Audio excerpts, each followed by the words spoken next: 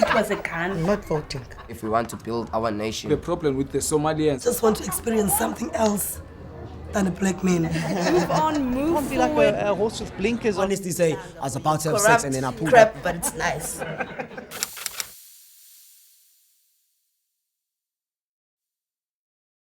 Hi, my name is Peter John. I am a social activist, photographer and a historian. Hi, my name is Gavin. I'm a graphic designer by trade and a thinker by design. Hi, my name is Lrma Titus. I'm from Bonteheuwel. I am a spoken word artist and freelance journalist. I am Aneeqah Brown. I'm 21 years old and I work as an admin clerk by the government, Western Cape government. Hi, I'm Esther Zokwana, residing in Delft. I work as a museum assistant. Hi, my name is Nasipo Pungula. I work as an EPWP at Heritage Western Cape. I live at Mfuleni. What Madiba did a lot was speak about the unity of people. It wasn't just about like, okay, cool, we have freedom now. It's about, listen here, we've got a challenge ahead of us and we need to work together. So if we're not working together, then things are not going to change. But he's talking about, you know, a lot of people are surprised that South Africa didn't go down a civil war route, which was very likely to happen because there were lots of upheavals and people just wanted, the main thing was freedom. Freedom. What's wrong with that though? Nothing. But the thing is, what is the price of freedom? The price of freedom is, I'm going to say it, what kind of freedom? So we got freedom to vote, we got freedom of expression, you know, to a certain degree. But what are the other freedoms that most or other South Africans enjoy? So yes, we are equal, but where's the justice in terms of the economic freedom? What do we have access to and what can we do with what we have? I don't think that's what Mandela fought for. First of all, Mandela fought, all he was trying to give us was freedom. He gave us social grants, and now at least we have something to help us at our homes. He gave us bursaries that we can go to schools also. But the thing now is that we can't find work, and I don't put blame on him. At the moment, we are fighting for freedom in terms of economic. We are fighting in terms of economic because there's high rates of unemployment. We do go to school as we are supposed to, but then at the end, there are no jobs. So that's what we didn't really gain from Mandela's deal. Into ishiyeke kwaba baphetheyo ngoku, because into eyenzekayo aba baphetheyo abakwazi usinika imisebenzi. Into eyenzekayo bathatha aba babaziyo babafaka emisebenzini, which is thina singaziwabo ngabantu asoze sifumane imisebenzi. uMandela zange yena wayenza lonto. Yonke into wayeyifuna into bana abantwana bakhe bonke bangcamle with freedom. I don't know why people are making such a big fuss of him, because there are many people in South Africa that deserved accreditation as well, but didn't get it because everyone was over him. But the point with jobs and government, I personally experienced that when I applied for jobs, and it's almost like previously disadvantaged or still disadvantaged, because if you're in that white, black, colored group, I was told that I wasn't black enough, I don't know, and then eventually they checked the statistics of the department and then I got the job. But it's just the feeling that you get inside knowing There are people before your time that got everything, and here you try and you can be the best, you can get the highest marks, but you still won't be good enough just because of a certain color or the way you are. For us both being allowed to go to the same school does not mean our way of going through that school or getting to school is the same.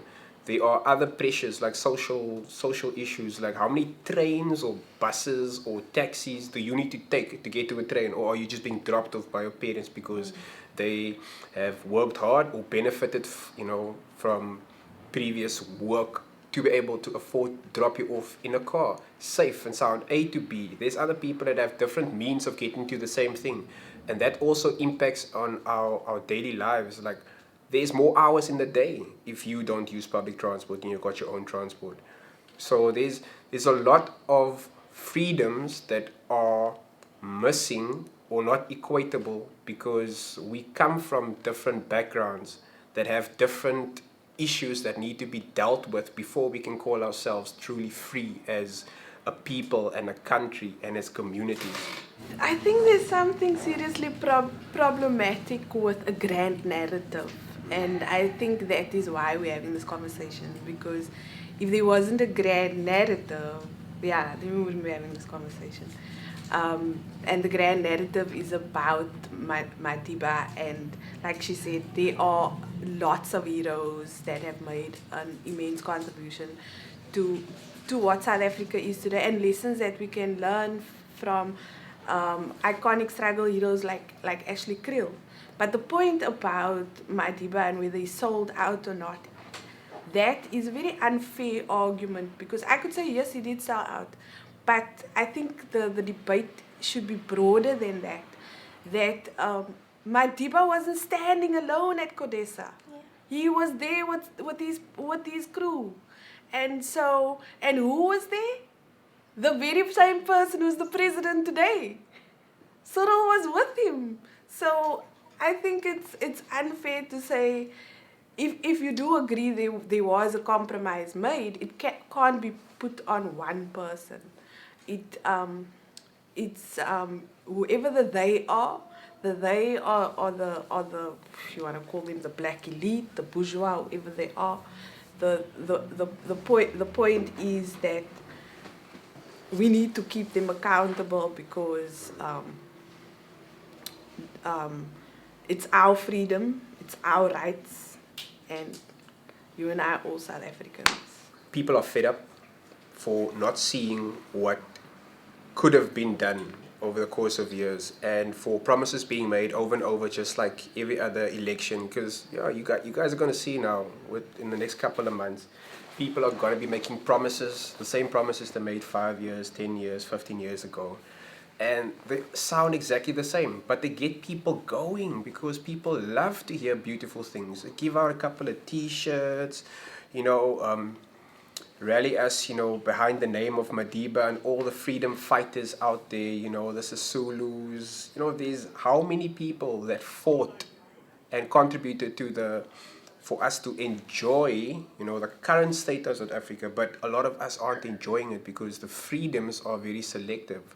So for me, it's people have heard promises, they've heard dreams, but now it's them deciding that the dream that you are actionating, if that's a word, putting into action, is that dream just helping you, as we've seen with Zuma, where is basically this whole Gupta situation, where the country's being kind of like sold off in bits and pieces, but it's our country being sold off, and we are gonna bear the brunt of their decisions once again. So they need to be held accountable. The community is fed up, really, fed up. So they are trying to take the everything with their own hands. They are reacting on what is happening on the community, because our government, they just give us promises when they only need votes. Yes, when they only need votes. After the elections, they keep quiet. Nothing they do after that. So people are really tired. They are trying to fix things by their own, but two wrongs can't make one right. Yeah. So that is why we're not going forward. Our community is very quiet. That lands down. Okay. There's nothing really much that happens there, but I can see from Bonteville and Mitchell's Plan how the people actually said, never mind the government, we're just gonna do this. But I don't know, it's like we have to figure out a way that's gonna be enough for them to see that we are fighting for what we think is right. And the thing with mothers that have their kids back, that's obvious in every situation, but it's like, I lost what to say. I think, yeah, that we do need to work on this situation with government. But can't expect them to do everything, but they can at least show something. Because you see people shooting school children, there's not enough safety around schools. And so now and then you'll see, oh, they put a bulletproof fencing up, that's it. But it's like you're still going to go to school, nothing's going to change the fact that, like, in other countries, they would say you can stay away, like, don't come for a week or whatever. But I don't expect that here. But just to show us that they actually are trying. But right now, I don't see any change. We understand as people that we cannot expect government to do everything for us. Communities, many communities are really trying their best in making sure that they deal with social issues, including poverty, crime. They are really taking things in their own hands. There are many community programs for youth and for social cohesion. So, but the people that we put our trust on, the politicians, keep on failing us. So the only option that we are left with is fighting violently. My dream is that as Azanians, I don't think of myself as a South African, we start getting involved in each other's lives, and not only when it's tragic or it's violence, but genuinely get involved in each other's lives so we can build a collective society. Yeah, my dream for the world and for South Africa in particular is like everybody treat everybody the same, and not just tolerance but love each other. My dream is for people to own the means of production, particularly for South Africa, that the people can take back to the land and take responsibility for their lives. My dream for South Africa is that we become a unity, even though I don't think it's possible. I believe that we can be. And everybody takes responsibility for their own actions.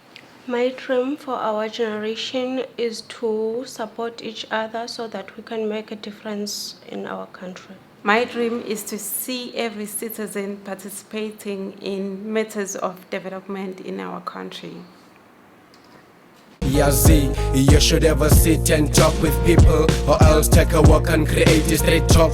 Talk what is nice, it will make you feel stronger. Listen what is right and say what is wrong. You should ever sit and talk with people, or else take a walk and create a straight talk. Talk what is nice, it will make you feel stronger. Listen what is right and say what is wrong.